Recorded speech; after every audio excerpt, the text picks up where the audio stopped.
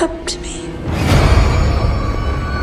He is coming. So, ladies and gentlemen, if you want to see a fumble, if you want to see a dumble in action, look no further than IGN's Ryan McCaffrey, who gets all tongue-tied when introducing Ubisoft CEO himself, Yves Guillemot. Have a look at this, folks. It's rather funny. Welcome, everyone, to another episode of IGN Unfiltered, our monthly interview series where we get to sit down with the best, brightest, most fascinating minds in the games industry.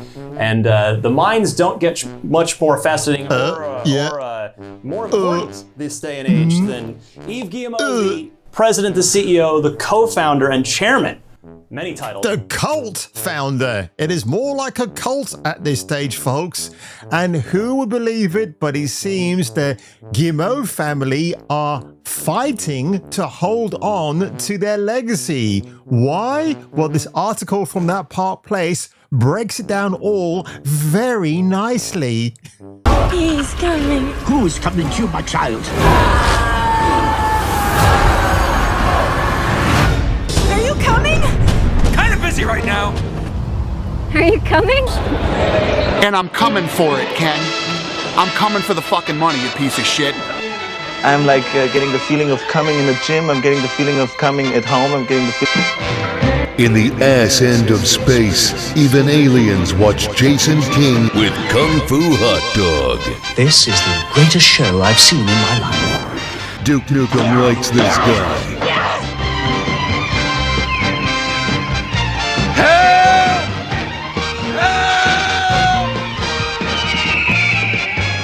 Approved by 1970s Robert Redford.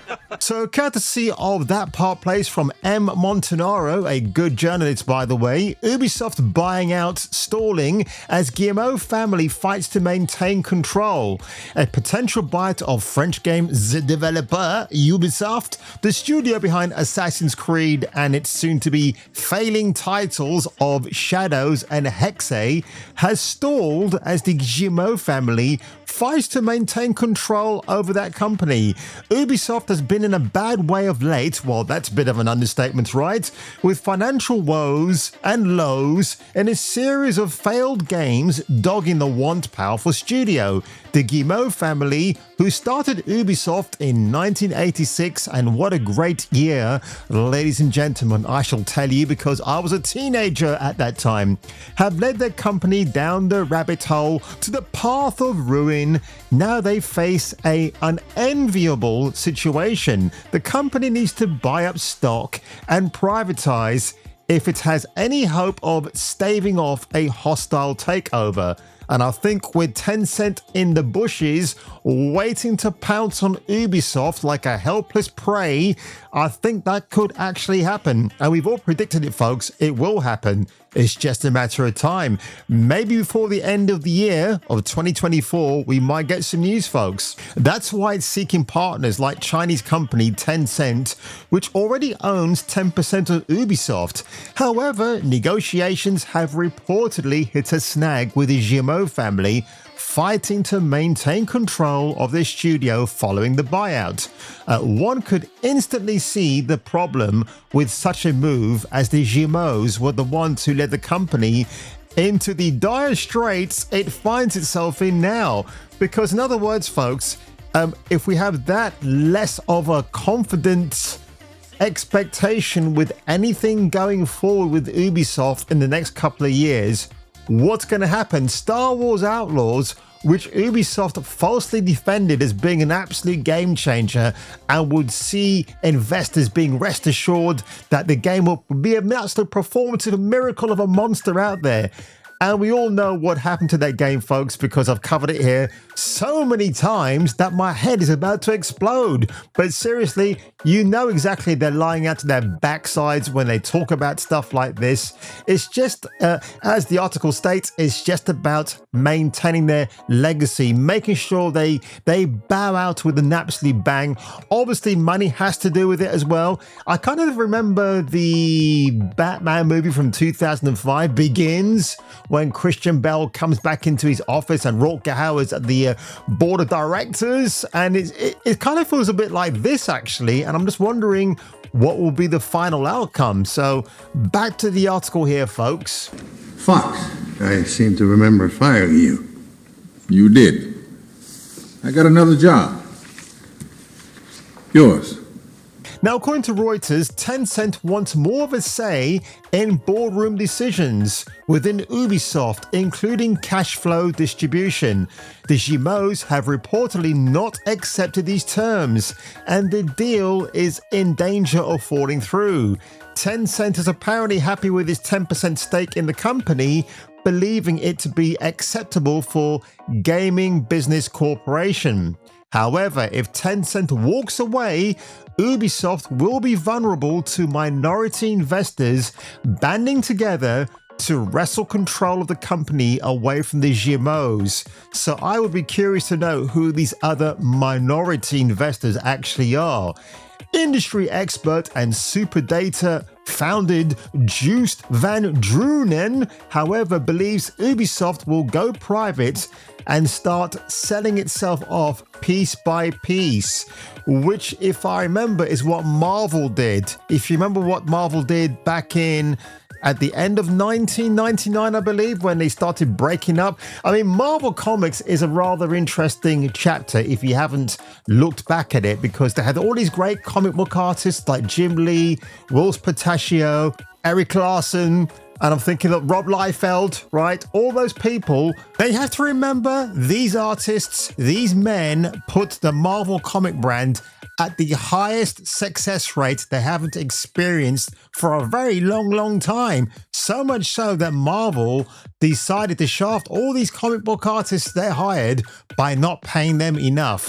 I'm just phrasing it lightly, but basically this caused the upsurge from Todd McFarlane as the fearless leader to jump ship and walk on over to another part of California to form Image Comics, which then everybody else, including the artists I mentioned, all mass migrated to start that once great comic book company. Now it cannot be ignored. Why is Ubisoft failing and falling so hard? Well, your three-lettered word and mine, which has now been elongated to 4 letters on their website, emblazoned them proudly, emboldened, stating diversity, inclusion, and accessibility, or in my case, DEI double D. Look at their vision for the future to create a video game. Really, Ubisoft, have you forgotten what you actually do apart from chasing after female employees in your own offices? All you need to know about pins and building an unforgettable experience for the players. Again, that's a bit of an oversight. Are we going to get the likes of Far Cry 3 ever again? I doubt it very much. So in essence, ladies and gentlemen, what is killing Ubisoft right now? Why are they begging to come to terms to an agreement with Tencent to be bought out by them? Because Tencent, being the Chinese spyware company that it is, that they are, do not bow down to ESG and DEI bullshit.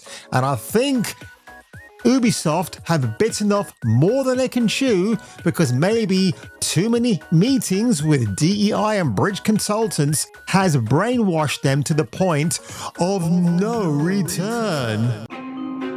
It's December 27th, 1996. After years of bleeding money, Marvel just fired 1/3 of its employees. Shares that had been worth $35.75 in 1993 are now $2.38. That really was the catalyst of Marvel spiraling downwards and then selling off their bits of characters to other entities. So like the Hulk comes under Universal, and if I'm not mistaken, and then obviously Spider-Man got sold off to Sony, and we all know what happened there, folks. So I'm getting the fact that if Ubisoft does go private, it will be rather interesting to see, for example, would Sam Fisher from Splinter Cell, would that be sold to Saber Interactive, for example? I think at that point, folks, I'll be running around my neighborhood completely naked, getting arrested by the police, and then explaining my befuddling actions to them in court, because that would be rather funny, actually. But don't hold me to that, folks. I mean, I'm just thinking like aloud that if that was my imaginary thought process going off the beaten track, then that's what I would like to do in my own crazy universe. Ubisoft is headed for privatization and dismantling in 2025. Price shares plummeting from $28 to $12 year over year, the company has become an attractive takeover target. Its valuable assets, particularly Rainbow Six Siege and Assassin's Creed, which by the way got rebranded over 2 weeks ago with some new opening titles, minus Yasuke from Assassin's Creed Shadows.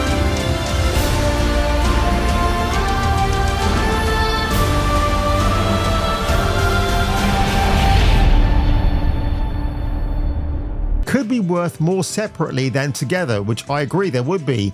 The upcoming Assassin's Creed Shadows faces stiff competition from PlayStation's Ghost of Yotai. No, it doesn't. Definitely not. And recent failures suggest deeper organizational issues beyond individual game performance. The reason why I just shouted at Yotai's not being a worthy competitor to Shadows, because basically, you know about Erika Ishii, the new voiceover actress for Yotai? It's going to make that game sales not be as big as they should be, because she's an activist, she's a Looney Tune LGBT woman who's not quite sure what gender she's going to be when she wakes up today. But good luck to her in that game, because I think people have bowed out from that. Especially when you know that Jin Sakai, the original protagonist of the first Ghosts of Tsushima game, is not returning for the sequel, despite the fact that people were expecting him to do that. And some people are like, yeah, we want a female protagonist. Do we really though? When the mass gaming population is nearly all men, and you got a few females by the wayside, right? But it's what makes up the coating of the world, folks. Men built this world, women were just the administrators behind the scenes. And on that one, if you were me and if I were you, what do you think about this Ubisoft news? Is it telling? Is it foreboding? Is it an omen of bad things to come with other video game outlets out there? Who knows? I think the same fate might bestow Sony at some point. Maybe some of the inner game divisions like Naughty Dog will eventually soon close down as well amid layoffs because, oh, I don't know, they just don't know how to make a video game anymore. And it will happen to Xbox too. But on that one, if I were you and if you were me, you should return for the next video.